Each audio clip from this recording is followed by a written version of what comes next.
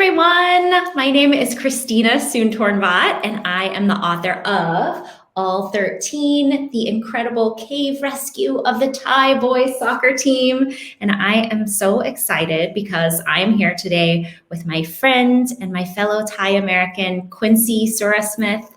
Hi, Quincy. How are you? Hi, I'm doing great. Thanks for having me on. Yeah, we're so excited to have you here. So Quincy is the narrator for the audiobook version of All 13. So if you have listened to the audio version of the story, Quincy's voice, his wonderful voice, is the one that you have heard. and so I wanted Quincy to tell us a little bit about what it's like to narrate an audiobook, because I think it's such a cool thing to learn about. But first, Quincy, would you tell us just a little bit more about your background and your experiences that led you on the path to narrating an audiobook? Yeah, well, again, hi, I'm Quincy. I'm an actor and an audio journalist. So the actor part means I am sometimes in like radio shows or TV shows or independent movies. I'm not famous, so that's why you haven't heard of me yet. Yet. But I'm playing other characters. I like to do a lot of voice stuff, so that means sometimes I'm playing off-screen voices in movies. That's a fun job that actually exists. And sometimes I get to voice cartoons on occasion. That's super fun. And as an audio journalist, that means I am doing news stories for the radio or for podcasts. Now that means instead of someone on screen who's like reading a story out or maybe in a place and they're on camera, I'm going to those places and I'm recording on just the microphone, just the sound part. And I'm writing a story out and I'll record that story and I'll read that for folks. So I put those together and I do that too. I used to work in public radio. I may one day again. But for me, I am just doing my own show, Asian Americana, for now. Awesome. And that's how your show was how I got the idea of, oh, we should approach Quincy about and see if he would narrate the audiobook. And I'm so glad it worked out because the narration is awesome. So awesome. So for those of us who don't know, and I don't know much about what it was like for you, I saw, you were messaging me a little bit when you were narrating All 13, but can you just sort of walk us through what it's like? Sure. Well, when you read an audiobook, they want you to be familiar with the book already, so it shouldn't be the first time you're reading it through. So luckily, I did get to read your book before, when you were still working on it, so I got to take a look at that, and I was familiar with the story and the characters. But the main part of what they have you do is you go in, and they put the book on a tablet, I had it on an iPad. Oh. And you go into a studio and you put on headphones like these, and there's a big microphone in front of you, and you're in a room by yourself. But in the next room over, through the glass, through a window, there's an engineer. And then for us, we had a director who was over an internet connection. So a director is there to listen to you and give you feedback like, okay, let's take that again because I heard a mistake, or that sounded great. Let's keep going, or, oh, that sounded good, but this is a sad part, so we want you to read it a little bit sadder, or like, oh, this is an exciting part, so we want your voice to sound a little excited here because something might happen now.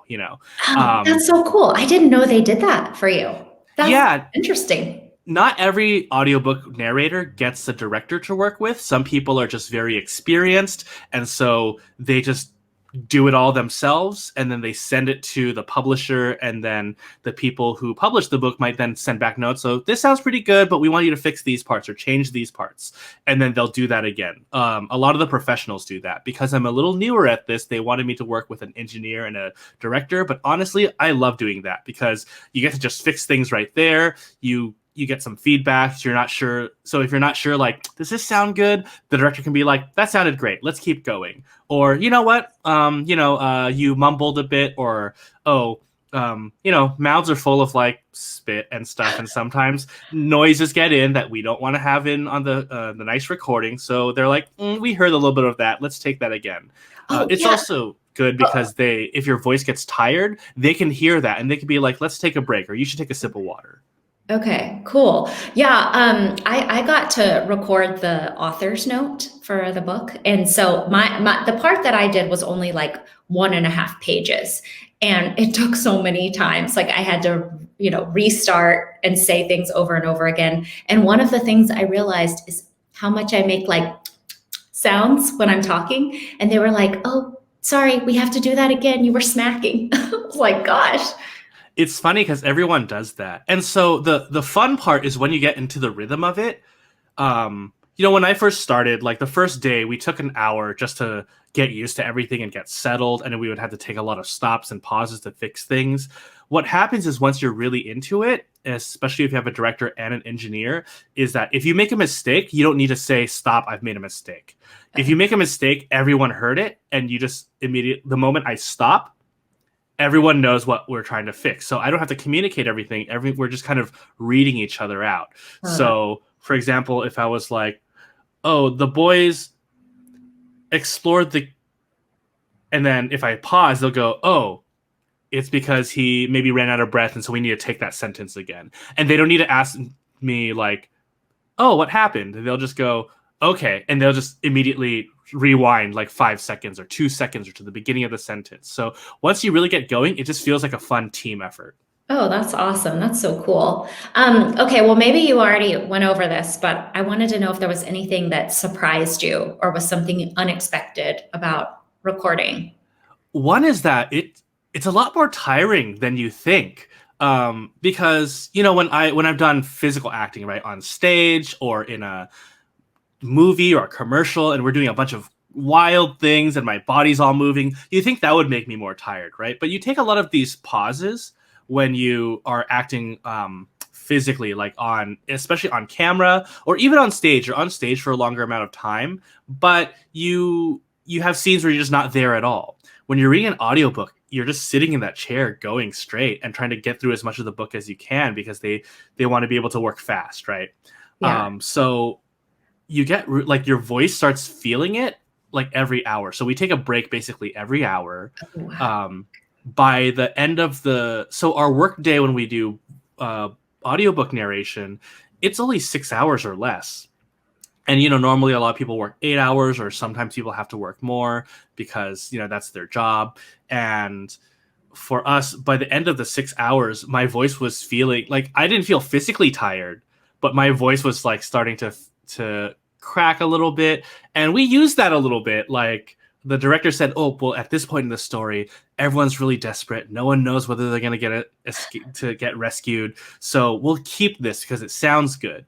But other times the director was like, okay, I think we should pause for the day because, your voice is getting there and we don't want to strain it. So that's like a big surprise of how you think it would be easy if you're sitting in a chair in a nice quiet room and you're just reading a book out loud, but reading a whole book out loud is a lot of work.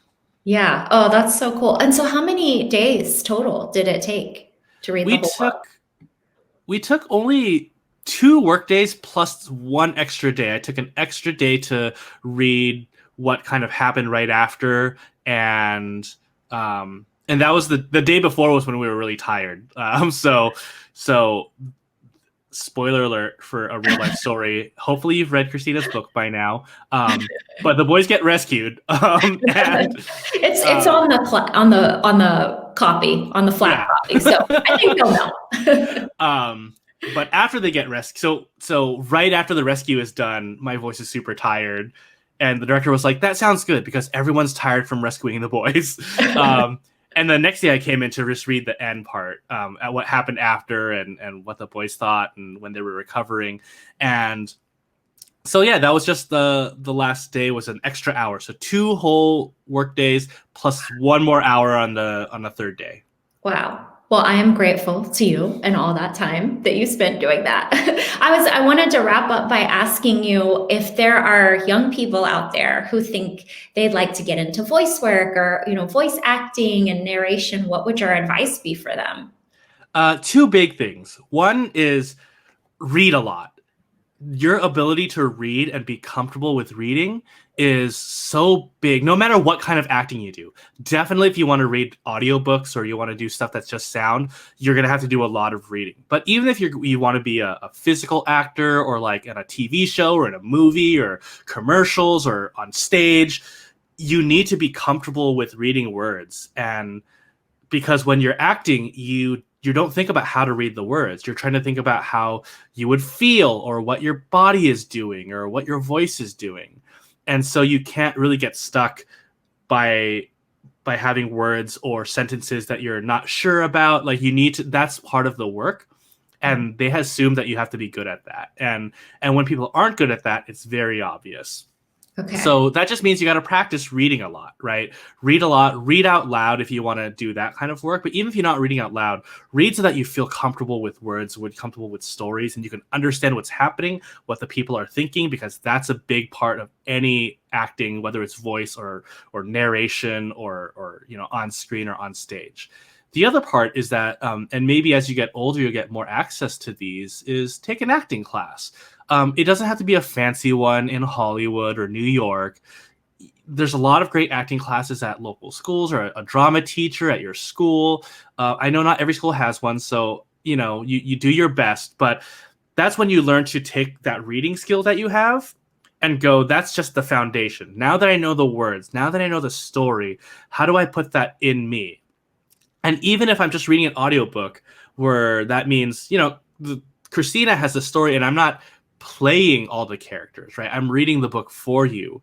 But then you get a sense of, okay, well, where are the points where it feels really nervous? And you can have that a little bit in your voice. Where are they relieved? And you can finally go, ah. And but the thing is, you don't get to sigh into an audiobook, but you need to be able to convey that sense of relief or anxiety or happiness when they're finally rescued, or at the beginning when they're excited to go on this adventure and explore a cave.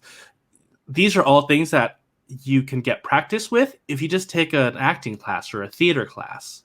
Oh, that's fantastic. I love that. I want to take an acting class now after listening to you. And I love that your advice is to read more. That's what my advice is for kids who ask about if they want to be a writer or an author when they grow up. I'm just like, you just have to read so much. That's like your preparation, What's funny is that's a good advice for almost any job, really, right? Because the more you know about that field and the work you'll be doing, the more comfortable or the more confident you'll know that you want to do that. And basically every job has writing about it, especially jobs where you're reading and writing. Right. Yeah, absolutely. So read. You can read. All 13 is one of the books you could start reading. And you can get that wherever books are sold. And you can get the audio version and listen to Quincy, who's fantastic. So thank you so much for joining me, Quincy. This has been really, really great. And I hope I get to see you soon. All right. Same. Thank you. Bye.